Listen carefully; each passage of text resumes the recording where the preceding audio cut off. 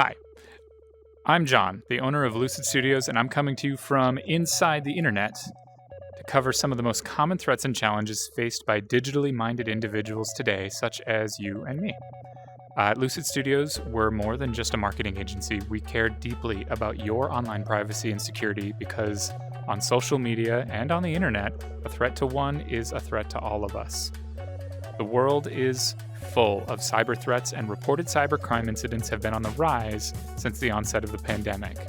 Whenever there's a large shift in attention online, such as Facebook rebranding to Meta, or a new social media platform is announced, it attracts attention, criticism, and opportunists. We are already overdue for the next digital shift in technology. In the late 90s, the internet created the dot-com boom.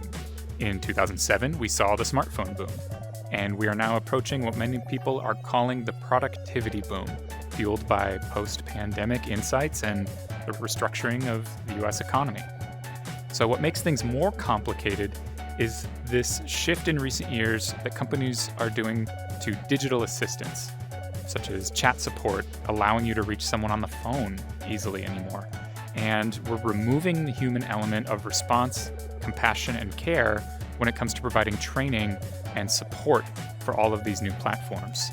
So more people are learning skills, for instance, on YouTube, right, than in a classroom. And companies are working harder and harder than ever to push customers into cheaper forms of support, such as chat and email and unhelpful automated systems. So if a company can discourage a customer or worse, waste their customers' time rather than their own, then they save money. But at what actual cost? So this means it's up to us to support each other. So this video, in that spirit, is the first in a series that we're going to release to support our clients and staff to help us navigate this changing landscape together. You've likely heard the terms malware, virus, even Trojan horse, or hackers and scammers before, but these terms are really just the people and the methods and the tools that malicious actors employ to achieve access to private data. What we're going to focus on today is the means with which they do so. And to do that, we're going to talk about phishing. No, I don't mean the kind of phishing with a worm on a hook, but phishing with a PH. So, phishing, or phishing, can you tell the difference? is a type of social engineering attack often used to steal user data, including login credentials and credit card numbers. It occurs when an attacker masquerading as someone you trust dupes a victim into opening an email, an instant message, a text message, or any form of data communication. And these attacks can have devastating results. Some quick tips for identifying when you are being targeted by a phisher. An email that makes unrealistic threats or demands.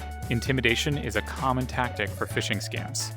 If there's some sort of catch that is being offered, if there's poor spelling or grammar, a mismatched or dodgy URL or sender address. Sometimes it may even look like something that you are familiar with and that you trust, but this is a common tactic, misdirection, that scammers use and phishers use to get access to your trust and therefore your data. If you are directly asked for sensitive information or login credentials, companies almost never ask for that stuff because of phishers and scammers, primarily. So if you're being asked for your social security number, a password, an email even that you use to log in, or your phone number online, and it's not in a secure form with an SSL certificate listed with that little lock icon up in your web browser, then you are very likely being exposed to some sort of scam, or, maybe even unmaliciously, you're being exposed to someone who just doesn't know what they're doing by hosting a website. And that's almost just as dangerous because those sites can also get hacked. So you don't even have to be a hacker to expose other people's information. Scammers typically employ one of two methods for obtaining access to your data. The first is a numbers game. The ability to access someone's account typically isn't a finely crafted process, and hackers rely on quantity over quality. All it takes is one person in 10,000 to click a link that they send out for their efforts to pay off. This is called spray and pray hacking. Alternatively, an individual may be targeted with personal information very specifically, framed from somewhere else online, or a breach of another account. So how many accounts have you created online? Stop and think about that for a second. Google has a tool where if you've used Google Chrome to enter in all of your passwords in your accounts and you've saved them in Google, you can actually list all of those accounts in your Chrome profile. It's a tool that Chrome provides. I'm not sure if Firefox or Safari has the same sort of thing, but it's alerted me to when my passwords have been compromised and I need to consider changing all of them, in addition to providing me with a history, a time, and a date stamp from when I created that account and assigned it with that password, which has been very helpful in dealing with personal security risks that I've had to encounter in the past. Ask yourself as well, do you share passwords among multiple accounts? This is another way. This is actually one of the biggest ways that scammers do what's called spear phishing. Very intent targeting of data obtained from somewhere else on the internet and used in places that are more sensitive. So if I have a password for some, random forum, let's say that I'm a car enthusiast. So I signed up to a forum for car enthusiasts and I used the same password on that forum that is made by a fan of cars that I don't know. But he likes something I like. So right off the bat, that's where the trust element has been played. I have given up my information to someone who is not a web developer, does not work for a company, just made a website online, and if I use the same password on his website that I do for my bank account, all it takes is one security breach from that forum's website for someone to then run that password and login combo in all of the popular banks and Amazon and eBay and e-commerce platforms, and everywhere that I've used that same combination, they have instantly gained access. It was all in a very unassuming way, actually, to our minds. So you have to be even careful about your behavior online, not just actively being aware of things that are being presented to you. One thing that helps incredibly is two-factor authentication and one-time passcodes. We use a program called Authy, Google Authenticator, Reuters. There are lots of companies that offer authenticator apps that you can turn your phone into a token. The downside being, of course, if you lose your phone, you lose access to all of your tokens. Or if your phone dies, you have to keep a charger around, you will not be able to log into accounts on new machines or new browsers on the same machine if you don't have that authenticator app. And you can even set your accounts to expire your login credentials after a set period of time, which we also recommend. So these are some of the tools that we are using today, but scammers can still get past these. They've begun to rely on our laziness and our desire not to, our frustration rather, at having these tools at place in our life. So if you leave your browsers and accounts on Remember Me or automatically log me in, it enables scammers to merely gain access to our machine through a malicious link that they send us while those things are set, and they can add themselves immediately to our accounts, lock us out, and even worse, if you don't already have two-factor authenticated, a scammer can enable two-factor. We've seen this before as well. They will enable two-factor authentication on the account that they've gained access to that didn't have it, and all of a sudden, you're locked out, and it is 3, 4, or 5 times as hard to gain access back to your account because you don't have the authentication to do so. So you have to go through a much more lengthy process in order to get your account recovered. For that reason alone, we recommend activating two-factor authentication so that someone else can't, basically. Now, I want to revisit the definition of phishing one more time.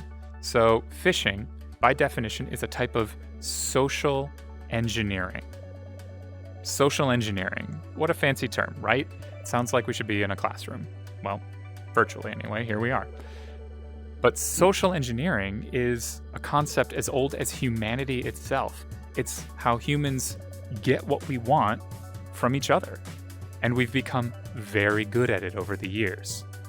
Pyramid schemes, chain letters, inflammatory headlines and photos, act now schemes, casinos, even state lotteries, and heck, the candy aisle at the checkout. Advertising and marketing. All of this is social engineering.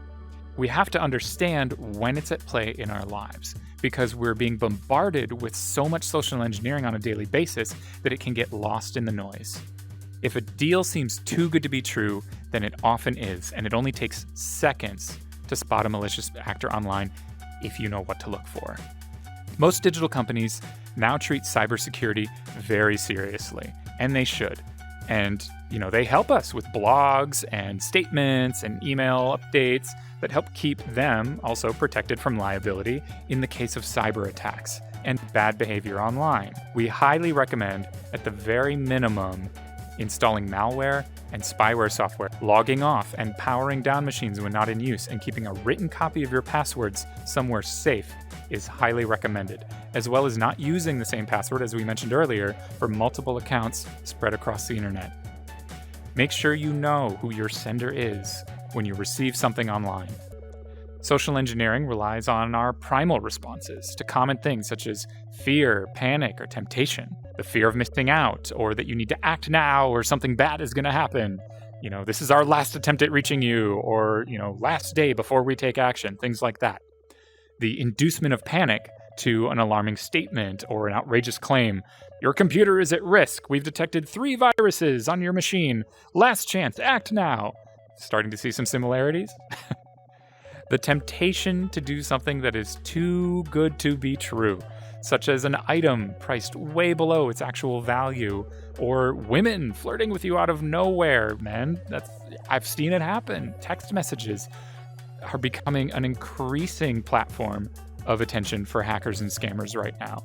And any combination of these above tactics can be combined from scammers and hackers to achieve their ultimate goal of gaining access to the information that we do not wish them to have. Phishing can be anywhere from sudden and undetectable until the damage is done, or it can be overt and request you to jump through loopholes, sending money through Western Union, or getting you to divulge personal information after striking up what seems like a friendly conversation. Always check the sender of the message before replying or forwarding emails, especially with emails. Always check the sender of a message before replying, or worse, forwarding any digital correspondence you receive that you think may be suspicious, especially with emails. Does it come from an approved domain?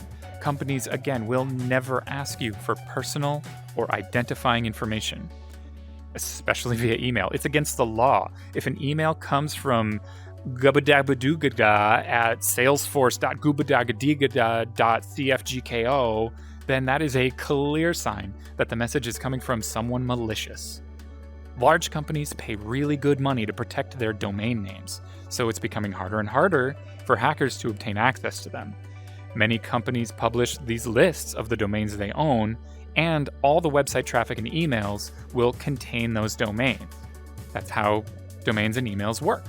So for instance, Facebook owns facebook.com, but it does not own facebook.co.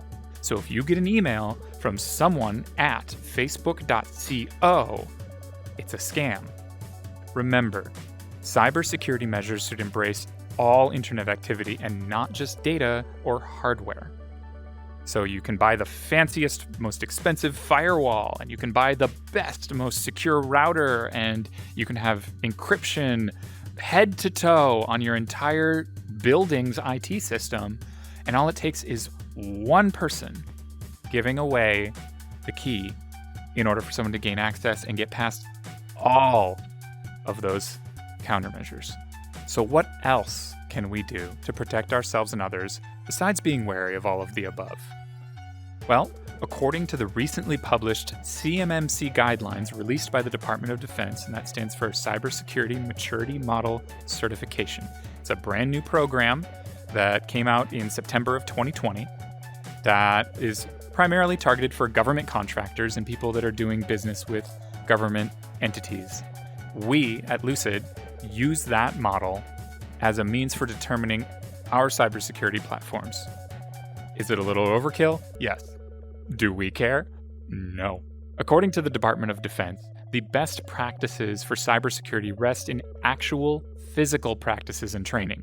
Secure hardware, again, is very important, but all it takes is, like we said, one person to bypass all those fancy firewalls and passwords. So things like, are there physical locks on the rooms where sensitive equipment lives? Do you have a way of tracking access, including logons and activity of users on your machines? Do you have the ability to know where traffic is coming from and how much of that traffic is coming from where? Do you practice limited access to sensitive systems and information? Keys to those doors as well. All of these are physical things that we can do and habits that we can adopt. Do you hold cybersecurity training? Do you disseminate good habits and support a culture of cyber defense as well as cyber resilience? And that's a big one. And if it helps you sleep at night, know that Lucid is monitoring the CMMC rollout on a daily basis. But in the meantime, and for the last year, since CMMC was announced in September of 2020, we have relied on the NIST Guidelines Chapter 800 to go ahead and start implementing our own policies, because CMMC is using the NIST guidelines that the DoD has already published, and this is merely a method of being certified in what those guidelines lay out for us, and those have existed and are being updated every single year by the Department of Defense. So, comment below with any questions. Feel free to reach out to us directly to learn more about anything we've covered today. We'd also like to know what topics you'd like to see covered in future episodes. We're also going to be publishing Lucid's data and privacy policies on our website. Feel free to give those a read, and it basically covers a lot of what we talked about today, but just a little bit more in legalese and a little more detail. So if you have any questions about any of the above, comments or suggestions, feel free to contact us directly or leave it in the comments below, and we will make sure to get back to you. Thanks again, and we'll see you on the next episode of Lucid Talks.